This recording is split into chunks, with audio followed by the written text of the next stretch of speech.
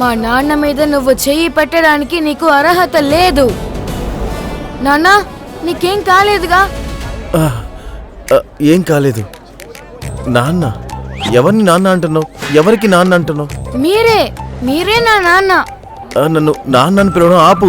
నాకు అసలు ఎవరు లేరు అలాగా. అరే, ఏమంటున్నారు? నేను దుర్గా కొడుకుని. మీ భార్య దుర్గా మీకు గుర్తొచ్చిందా? దుర్గా? దుర్గా.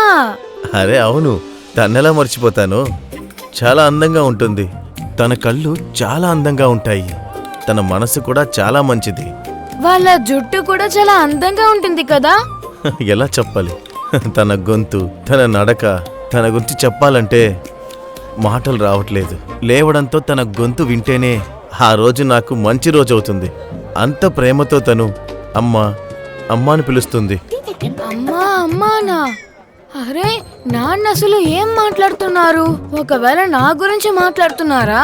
అవునా, నేనే తనని అమ్మని పిలుస్తాను. తను నన్ను చూసిందంటే వెంటనే పరిగెత్తుకుంటూ వస్తుంది. నా గొంతు వింటే చాలు తోక ఊపుకుంటూ నా దగ్గరికి వచ్చేస్తుంది. 4 కాళ్ళు, ఒక తోక. నాన్న, అసలు మీరు ఎవరి గురించి మాట్లాడుతున్నారు?